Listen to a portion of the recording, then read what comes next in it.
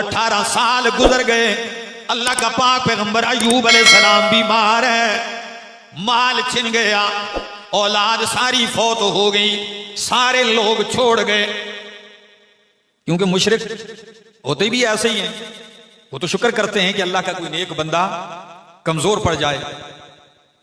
آپ تنے تنہا ہیں، لیکن وفادار بیوی، ایک لمحے کے لیے بھی اس نے آپ کی خدمت میں کمی نہیں کی۔ تو ایوب علیہ السلام کا واقعہ جہاں آپ کو صبر دلاتا ہے، وہاں عورتوں کو خاون کی خدمت کی بھی ترغیب دیتا ہے کہ یہ نہیں کہ خاون جب مال لٹا رہا ہو، کاروبار چل رہا ہو، پھر تو آپ ہنسی خوشی رہیں، اور اگر حالات بدل جائیں تو بیوی خاون سے نظریں پھیر لے۔ نہیں، اگر وہ بیمار بھی پڑ جائے تو وفادار عورت پھر بھی خاون کی خدمت میں کمی نہیں کرتی۔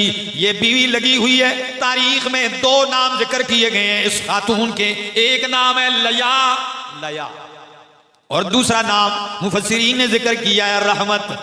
کیا نام ذکر کیا ہے؟ واقعی یہ رحمت بی بی تھی، اس کا ایک نام کیا ہے؟ رحمت۔ تو یقیناً یہ کسی رحمت سے کم نہیں ہے۔ جب خاون اتنا بیمار ہو کہ چلنے پھرنے کے بھی لائق نہ ہو، یہ سہارا دے اور قضائے حاجت کے لیے لے جائے، جب وہ حاجت سے فارغ ہو پھر یہ آئے اور آپ کو ہاتھ دے کے اٹھا کے گھر لے آئے۔ کہاں ہے؟ اینا اولو الالباب، عقل مند لوگ کہاں ہیں؟ لوگ پوچھیں گے باری تعالی عقل مندوں سے مراد کون ہے؟ اللہ فرمائیں گے الذین یذکرون اللہ قیاما وقعودا وعلی جنوبہم، جو کھڑے بیٹھے اور لیٹے رب کو یاد کیا کرتے تھے، یہ عقل مند ہے۔ پھر ان کے لیے ایک جھنڈا منتخب کیا جائے گا اور اس کے پیچھے لگا کے انہیں جنت میں داخل کر دیا جائے گا۔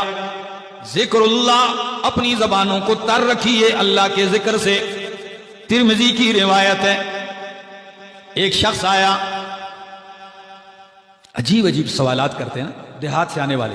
تو ایک شخص آیا اور اللہ کے پاک پیغمبر صلی اللہ علیہ وسلم سے کہنے لگا، اللہ کے حبیب، شریعت کے احکامات تو بہت زیادہ ہیں اور میں کمزور ہوں، بس مجھے کوئی ایسا ورد بتلا دیجئے اتشبث بہ، کہ میں جس سے چمٹ جایا کروں، بس پکڑ لوں، بس اس کو کام بنا لوں۔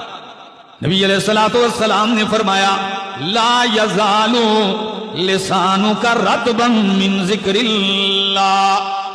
سن پھر، لا یزال لسانک رطبا من ذکر اللہ، تیری زبان ہمیشہ اللہ کے ذکر سے تر رہنی چاہیے۔